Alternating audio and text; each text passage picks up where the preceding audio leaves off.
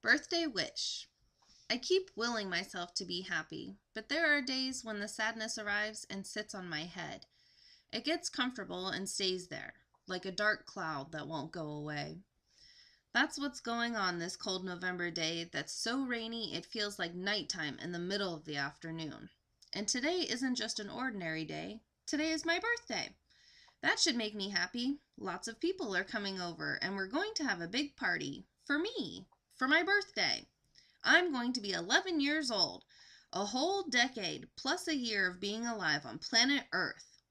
But that dark cloud is sitting on my head. Go away! Go away! Go away! Mommy comes in and takes away the bedpan, and then she comes back with clean water and soap and a basin. I wash my hands and say to her, "Why did you give birth to me in November? It's such a gloomy time of year." "In Cuba, it's good to be born in November," Mommy replies. "By that time of year, there are no hurricanes. The breezes are soft by then, like a gentle caress." "Do you miss Cuba all the time, Mommy?" "Not all the time," she says. "And you, Rudy, do you miss it, or have you forgotten about our island?" "I miss Cuba, Mommy. I think about Caro, too. She was such a good nanny. I remember when she took me to her hometown in the countryside, and I got to help gather the eggs the hens had just laid. And I remember she came to the airport to say goodbye to us when we left Cuba. Do you think she still remembers us?" "Don't worry, mi niña. She remembers all of us very well. I've been writing to Caro ever since we got here." "You have?" "Of course, mi niña. The letters take a long time going back and forth, but Caro knows all about your broken leg. She has gone to the shrine of San Lazaro to pray for you, so you'll be able to walk again. He is a powerful saint. In Cuba, we also call him by the African name Babaluai. He helps people who are suffering from illnesses and ailments of the legs."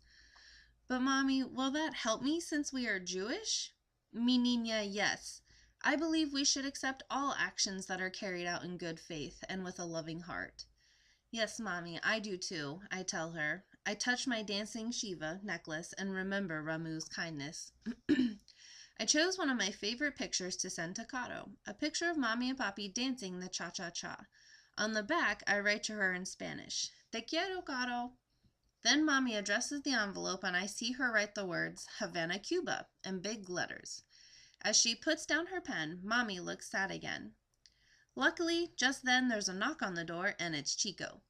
"You're early," I hear her tell Chico. "The party for Rudy isn't until tonight." "I came to decorate Rudy's room. This is Mark. He came to give me a hand."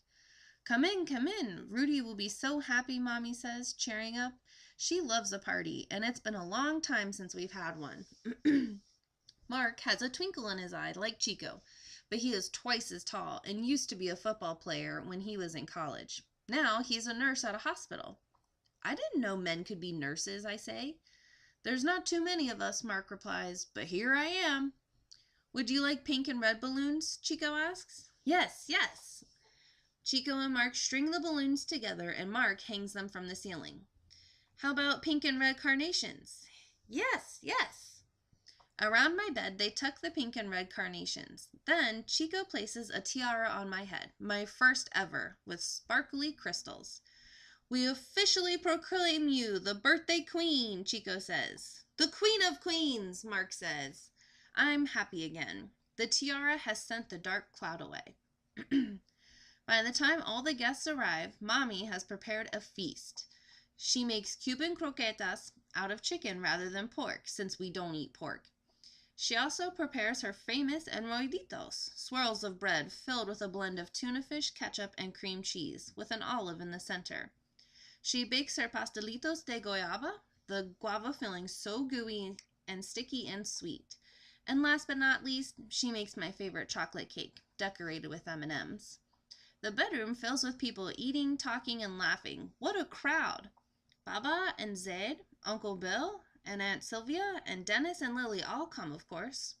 Abuelo and Abuela, my other grandparents, who are Papi's parents, make the long trip from Canarsie in a taxi.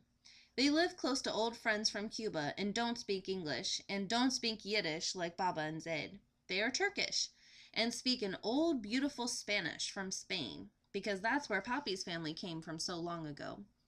We don't see Abuelo and Abuela very much because they haven't found their way in America and are afraid to get lost if they wander too far from Canarsie.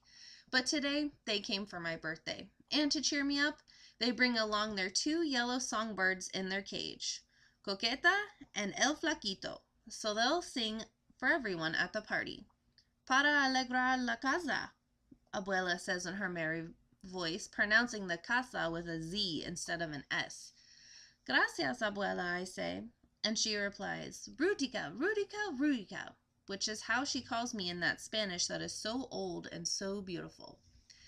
Gladys and Oscar and baby Rosa, who's walking, have come from Staten Island. I wish Gladys wouldn't look at me so pityingly. She feels guilty the accident happened after we went to visit them. Mommy and Papi's closest friends from El Grupo also come, arriving all at once and shouting "Hola" to each other and smacking kisses on each other's cheeks so loudly I can hear them from my room. Like us, they are Cuban and Jewish. They dance the cha-cha-cha, eat the matzo on Passover. They're pretty. Petite Mimi and her much older husband Bernardo and their children Armarius and Abby, who go to yeshiva and know all the Hebrew prayers. Dorita and an elegant white pantsuit, and Natan, who's very smart and an architect, are with their children, Baby and Freddie, the four of them suntanned from a week in Miami Beach. And there's Hilda, who is always worried Amir will be robbed because he sells diamonds on 47th Street. And their children, Ava and Ezra, who are too shy to talk. The kids play card games on the floor and eat potato chips until they get bored. Then they start running around the apartment, pulling down the balloons and competing to see who can pop more of them.